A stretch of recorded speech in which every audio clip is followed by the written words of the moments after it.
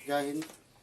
कल हम लोग जो है कि मैट्रिसेस मल्टीप्लिकेशन और मैट्रिसेस के बारे में चर्चा किए थे, कुछ एग्जाम्पल भी किए थे हम लोग। और कल कुछ विद्यार्थी को समस्या हुई होगी, आज हम पूरी तरह से कोशिश करेंगे समझाने के लिए और ध्यान से देखना कि इसको हम लोग कैसे मल्टीप्लिकेशन करते हैं। मल्टीप्लिकेशन ही यहाँ पर समझना है, क्योंकि लगभग सवाल मल्टीप्लिकेशन में भी अब इसके बाद जो जितने इस एक्सरसाइज में से लेकर के सारे एक्सरसाइज में मल्टीप्लिकेशन भी लागू होगा। तो हमने दो सवाल आपको पहले लिख के रखे हुए हैं कि दोनों का ये ए है और ये बी है, और ये इस बार हमको गुना करना है, ए और बी को मल्टीप्लाई करना है। तो पहले अगर यहाँ पहले ए है तो पहले ए का वैल्यू रखेंगे। पहले अगर ए है, पहले ए है तो पहले ए का वैल्यू रखेंगे, उसके बाद बी का वैल्यू रखेंगे। ठीक है। अगर ये पहले बी होता तो पहले बी का बाद में उल्टा करेंगे तो फिर सवाल गड़बड़ हो जाए। तो पहले ए है तो पहले ए का वैल्यू रखेंगे 5, 4, 3, 2, 2 और 0, 6, 5 और -1 और इंटू 8, 4, 3, 2, 1 और 1, 6, 4 और 0। ये इसका मल्टीप्लिकेशन करूँगा, ये दिया हुआ है। तो हम कल भी बताए थे, अगर इधर रो का पकड़ेंगे तो इधर का कॉलम पकड़ेंगे, है ना। इधर का रो और इधर का कॉलम। अगर इधर ये सीधे आना है तो इसको नीचे कॉलम। और सबसे पहली बात क्या है कि पहला रो को पकड़ेंगे। अगर यहाँ पर R1 है, ये R2 है, R3।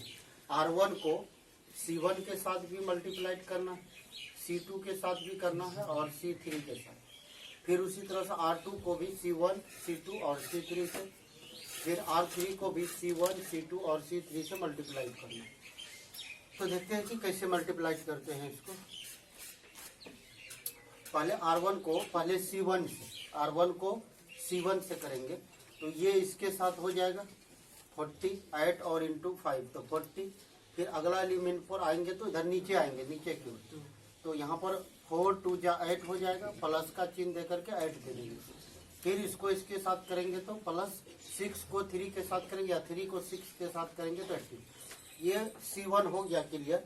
अब अभी ये R1 को पहले अभी C1 के साथ किए, अब फिर C2 और C3 तीनों के साथ करेंगे। फिर 5 को 4 के साथ करेंगे तो 20 हो जाएगा। फिर 4 को 1 के साथ करेंगे तो 4 हो जाएगा। फिर 3 को इसके साथ करेंगे तो ये हो जाएगा 12। अब फिर अभी भी यहाँ से हाथ नहीं हटाना है। अभी C1 को किए हुए हैं, C2 को किए हुए, अब बचा C3। फिर R1 को करस्पॉन्डिंग एलिमेंट लेना, पहला का पहला के साथ, दूसरा को दूसरा के साथ, तीसरा को तीसरा के साथ। तो इसको इसके साथ करेंगे तो 12, इसको इसके साथ करेंगे तो 4, इसको इसके साथ करेंगे तो 0, इसको 5 को 3 के साथ करेंगे तो 15 प्लस, फिर 4 को 1 के साथ करेंगे तो 4 1 जा 4 प्लस 3 को 0 से करेंगे तो 0 हो जाएगा। अब ये पूरा लाइन कंप्लीट हो गया है, पूरा लाइन कंप्लीट हो गया। R1 का काम हो गया। फिर उसी तरह सिमिलरली R2 में भी वही काम करेंगे, पहले C1 फिर C2 फिर C3 और सामने सामने लिखेंगे। तो इसको इसके साथ करेंगे तो 8 2 जा 16 हो जाएगा, प्लस फिर 2 को 2 के साथ करेंगे तो 4 हो जाएगा, और प्लस फिर 0 को 6 के साथ करेंगे तो 0 हो जाएगा। फिर इसको 2 को 4 के साथ करेंगे तो 8 प्लस, फिर 2 को 1 के साथ करेंगे तो 2, फिर 0 को 4 के साथ करेंगे तो प्लस का 0, फिर 2 को 3 के साथ करेंगे तो 6 हो जाएगा। फिर 2 को 1 के साथ करेंगे तो प्लस 2 हो जाएगा। फिर 0 को 0 के साथ करेंगे तो प्लस का 0। ये R2 का भी काम हमारा, हम समझने के लिए यहाँ टिक लगा लेते, ये और ये लाइन क्लियर हो गई। अब बचा थर्ड रो बचा हुआ है, तो उसको भी करेंगे उसी करस्पॉन्डिंग है। इसको इसके साथ, फिर 6 को 8 के साथ, 5 को 2 के साथ, -1 को 6 के साथ, ऐसे मल्टीप्लाइड करना है। और ये तीनों के साथ जब तक नहीं कर लेंगे तब तक यहाँ से हाथ नहीं हटाएंगे एक रो से। 6 को 8 के साथ करेंगे तो 48 हो जाएगा, प्लस 5 को इसके साथ करेंगे तो 10 हो जाएगा, और प्लस यहाँ पर इसको इसके साथ करेंगे, इसको क्या कहता है -1 को 6 के साथ करेंगे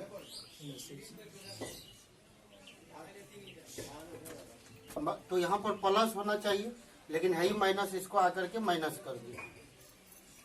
अभी C1 को किया, फिर C2 को 6 को 4 के साथ, 5 को उसके साथ, फिर इसको इसके साथ क्रिया करना है। तो 6 को 4 के साथ तो 24, फिर 5 को 1 के साथ तो प्लस का 5, फिर -1 को 4 के साथ तो प्लस होता, लेकिन हो जाएगा माइनस। 6 को फिर 3 के साथ तो 18, 5 को 1 के साथ तो प्लस का 5, फिर -1 को 0 के साथ करेंगे तो 0 हो गया। बस इतना क्रिया करके अब इसको ऐड कर देना है, बस बात खत्म हो जाएगा।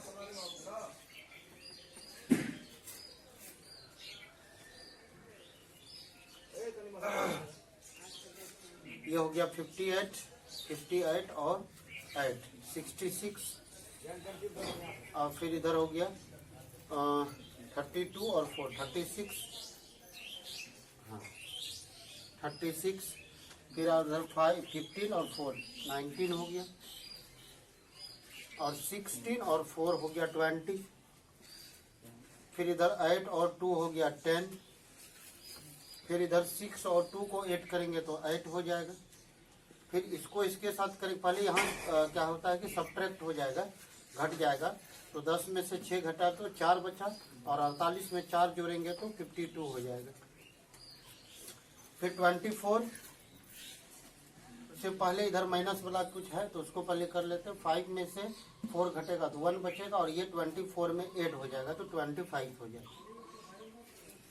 और यहाँ 18 में 5 जोड़ेंगे तो 23 हो जाएगा।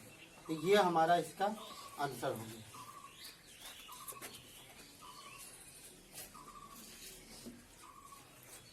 अगला पार्ट देख लेते हैं। अगर ये P है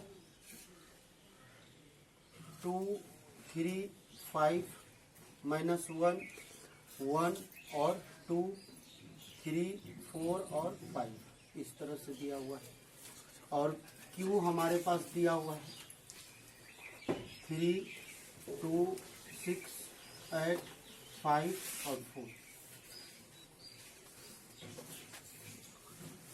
इसका अगर हम लोग इधर क्या था कि ये दोनों स्क्वायर मैट्रिक्स था तो दोनों का ऑर्डर मिल रहा था, 2 स्क्वायर मैट्रिक्स था तो दोनों का ऑर्डर मिल रहा था, क्योंकि इसका भी ऑर्डर 3×3 का, इसका A का भी ऑर्डर 3×3 का था और B का भी ऑर्डर 3×3 का ही था।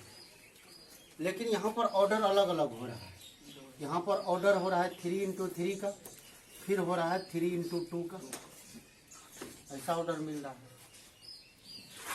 तो क्या ऐसे करने से इसका क्या कहता है कि मल्टीप्लिकेशन पॉसिबल है? इस चीज को हम लोग देख लेते हैं। एक एग्जाम्पल और नीचे में लिख लेते हैं हम लोग, x लिख लेते हैं यहाँ पर 5 3 2 3 4 और 1, और y लिख लेते हैं यहाँ पर 6 4 0 5 4 और 3 7 6 और 0 ले लेते हैं। इसका ऑर्डर है 2×3 का, इसका ऑर्डर है 3×3 का। एक और सवाल ऐसा लिखे हुए, क्या ऐसा मल्टीप्लिकेशन पॉसिबल है? इसको भी हम लोग देख लेते हैं अभी कि तो पॉसिबल है कि नहीं। अगर इसको इसके साथ करेंगे तो हो जाएगा, इसको इसके साथ करेंगे तो हो जाएगा, इसको इसके साथ करेंगे तो हो जाएगा, पॉसिबल है। अगर यही चीज़ें यहाँ पर थोड़ा सा कर लेते हैं, उल्टा पुल्टा कर लेते हैं, यहाँ पर कर लेते हैं 2×2 का, ध्यान से यहाँ कर लेते हैं 2×3 का कर लेते हैं, वहाँ 3×2। अब ध्यान से देखो कि अगर इसको इसके साथ करेंगे तो ये सवाल है। इधर से हम लोग क्या किए कि एक P वैल्यू लिए और एक Q वैल्यू लिए, 2 वैल्यू लिए हुए। अब यहाँ क्या हुआ है कि इसका ये तो 3×3 का मैट्रिक्स है और वह 3×2 का मैट्रिक्स है। तो पहले हम लोग क्या किए थे, अभी तक जितने भी सीखे थे तो सभी स्क्वायर मैट्रिक्स को लेते थे, या तो 2×2 का ले लेते थे या 3×3 का ले लेते थे, लेकिन यहाँ पर एक स्क्वायर मैट्रिक्स है और एक नॉन स्क्वायर मैट्रिक्स है, दोनों अलग अलग चीजें हैं। तो ये कैसे मल्टीप्लाइड होगा, तो इस चीज को देखना है कि अगर पहले वाला मैट्रिक्स का रो और दूसरे वाला मैट्रिक्स का पहला वाला मैट्रिक्स का कॉलम और बाद वाला मैट्रिक्स का अगर रो जो है ना अगर आपस में बराबर हो जाता है तो मल्टीप्लाई संभव हो जाए। पहले वाला मैट्रिक्स का कॉलम, पहले वाला मैट्रिक्स का कॉलम और दूसरे वाला मैट्रिक्स का रो अगर आपस में इक्वल हो जाए तो मल्टीप्लाई पॉसिबल हो जाएगा। और हमने मल्टीप्लाइड करके भी आपको दिखा दिया। और दूसरी बात क्या है कि अगर ऐसा नहीं हुआ, यहाँ देख लो कि पहले वाला मैट्रिक्स का रो और दूसरा वाला मैट्रिक्स का कॉलम आपस में इक्वल नहीं है तो मल्टीप्लाइड नहीं होगा। क्यों नहीं होगा? क्योंकि 5 को तो 6 के साथ कर लोगे, 3 को 5 के साथ कर लोगे, 2 बच गया, किसके साथ करोगे? तो ये यहाँ पर जो है ना इसलिए नहीं मल्टीप्लाइड हो रहा है क्योंकि रो और कॉलम जो है ना पहला का कॉलम और दूसरा का रो आपस में इक्वल नहीं हो रहा है। यहाँ पर क्या होगा कि x और y का जो हमको मल्टीप्लाइड पूछेगा ये पॉसिबल ही नहीं होगा, ये पॉसिबल ही नहीं होगा, नॉट पॉसिबल, ये पॉसिबल ही नहीं होगा। क्यों नहीं होगा? हमने कारण समझाया कि जब तक पहले वाला का कॉलम और दूसरे वाला का रो आपस में इक्वल नहीं होता है तब तक मल्टीप्लाई पॉसिबल नहीं होता। अब यहाँ देख लो, अब यहाँ पर एक और नखरा लिख के रखे हैं, और भी कंडीशंस है। ये एक कंडीशन वो वाला बता, एक कंडीशन यहाँ पर भी, ये 3 into 3 का है। अब ध्यान से देखो कि पहला वाला का कॉलम और दूसरे वाला का क्या रो आपस में क्या है, इक्वल है। पहले वाला का कॉलम और दूसरे वाला का रो आपस में इक्वल हो जाए तो मल्टीप्लाइड हो जाएगा। अभी देखो कैसे हो जाएगा, इसको इसके साथ करोगे, इसको इसके साथ करोगे, इसको इसके साथ करोगे, लेकिन यहाँ ऐसा नहीं था कि 5 को 6 के साथ तो कर रहे थे, 3 को 5 के साथ कर रहे थे, लेकिन 2 खाली रह जाता था, 2 का मल्टीप्लाइड नहीं हो रहा था, इसीलिए वहाँ पॉसिबल नहीं था। लेकिन यहाँ पर पॉसिबल हो जाएगा कि अगर हमको ए और बी पूछ दे तो देखते हैं कि क्या हो रहा है। अभी ए पहला का काम कर रहा है और बी जो है ना दूसरे का काम कर रहा है। तो पहला मैट्रिक्स के लिए पहला मैट्रिक्स को हम लोग यहाँ डायरेक्ट मल्टीप्लाइड करते हैं। 3 को 8 के साथ करेंगे तो 24 हो जाएगा। फिर 2 को 2 के साथ करेंगे, इधर से सीधा जाएंगे तो इधर नीचे आएंगे। फिर 2 को 2 के साथ पहला, दूसरा, तीसरा, ऐसे चलेगा। तो पहला 2 को 2 के साथ करेंगे तो 4, फिर तीसरा आएंगे तो तीसरा नीचे वाला में आएंगे तो 30 हो जाएगा। 6 और 5 को करेंगे तो 30 हो जाएगा। फिर आप शुरू में आएंगे तो फिर पहला, दूसरा और तीसरा, मतलब ऐसे चलेगा। तो और 4 को 3 के साथ करेंगे तो 12 प्लस 2 को 1 के साथ करेंगे तो 2 हो जाएगा। 5 को 4 के साथ करेंगे तो 20 हो जाएगा, ठीक है। और 3 को फिर 3 के साथ करेंगे तो नीचे लिखिए, यहाँ लिखा है 12 प्लस 2 प्लस 20, ये हटेगा। यहाँ पर ऐसे हटाने के लिए थोड़ा सा रिवर्स कर लेते हैं, ऐसे कर लेते हैं, हाँ,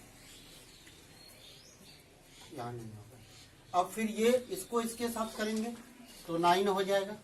फिर इसको इसके साथ करेंगे तो 2 हो जाएगा। फिर 5 को 0 के साथ करेंगे तो 0 हो जाएगा।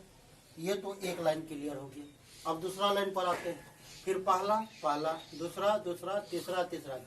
8 को 4 के साथ करेंगे तो 32 हो जाएगा। 1 को 2 के साथ करेंगे तो प्लस का 2 हो जाएगा। और 6 को 6 के साथ करेंगे तो 36 हो जाएगा। फिर इसको इसके साथ करेंगे तो 16 हो जाएगा। फिर 1 को 1 के साथ करेंगे तो प्लस का 1 हो जाएगा। फिर 6 को 4 के साथ करेंगे तो 24 हो जाएगा। फिर 4 को 3 के साथ करेंगे तो 12 हो जाएगा। 1 को 1 के साथ करेंगे तो प्लस का 1 हो जाएगा। फिर 6 को 0 के साथ करेंगे तो प्लस का 0 हो जाएगा। ये पूरा कंप्लीट गुना मल्टीप्लाई होगी। अब इसको 8 कर देंगे। अब अगर किसी स्टूडेंट को लगता है कि नहीं हम मल्टीप्लाई करके एक ही साथ 8 करके लिख देंगे तो भी चलेगा, क्योंकि अब आगे वाला चैप्टर में हम लोग जब आने लगेंगे ऐसा लिख के करेंगे तो बोर हो जाएगा। डायरेक्ट करेंगे कि इतना इतना को मने मन करेंगे का चाहिए 8 और 3 को करेंगे तो 24 याद रखेंगे। फिर 2 2 जा 4 तो मतलब 28 हो जाएगा। अब फिर 3 5 जा 30 तो 30 और 28 जोड़ेंगे तो 58 हो जाएगा। तो ये आप डायरेक्ट लिखेंगे यहाँ पर 58, मतलब ये लाइन को उड़ा करके डायरेक्ट ये लाइन लिखेंगे। तो कहेगा कैसे होगा, तो जब अपनी आदत लग जाएगी तो डायरेक्ट हो जाएगा। अभी खाली मल्टीप्लाइड ही चलेंगे। और ये 32 और 2 जोड़ेंगे तो 34 हो जाएगा। और 9 और 2 जोड़ेंगे तो 11 हो जाएगा। और ये 36 और 32 जोड़ेंगे, और 36 और 32 जोड़ेंगे तो कितना हो जाएगा 68, और 2 जोड़ेंगे तो 70 हो जाएगा। और इधर 24 और 16 जोड़ेंगे तो कितना हो जाएगा 40 और 40 में 1 जोड़ेंगे तो 41। इधर 12 प्लस 1 तो 13 हो जाएगा। तो ये हमारा मेन रूप से इसका आंसर हो गया। तो जब हम लोग सीख जाएंगे तो डायरेक्ट इस लाइन से इस लाइन करेंगे, बीच वाला लाइन को, ठीक है। अगर थोड़ा सा दिमाग लगाते हैं कि अगर ये उल्टा होता, यही पहले होता और ये बाद में होता तो क्या मल्टीप्लाइड होता। दिमाग लगाते, थोड़ा सा दिमाग स्थिर करते हैं कि ये पहले होता तो पहले इधर से लेते। तो पहले देखते हैं कि इसका ये कूलम और पहले वाला का रो जब इक्वल नहीं है तो फिर मल्टीप्लाइड होगा कैसे। पहला वाला का ये आप पहला बन जाएगा और ये क्या बन जाएगा दूसरा। तो पहला वाला का है कूलम और दूसरा वाला का रो आपस में इक्वल नहीं होगा तो बी ए पॉसिबल नहीं होगा। तो यहाँ पर हम लोगों का बी और ए है ना इज नॉट पॉसिबल या इम्पॉसिबल, ये संभव नहीं है ना। अब क्यों नहीं है हम तो थोड़ा समझा दिए, आप लोग बनाइएगा और देखिएगा कि क्यों इम्पॉसिबल लिख दिए हैं। इसको ओके कीजिए फिर बता रहे हैं।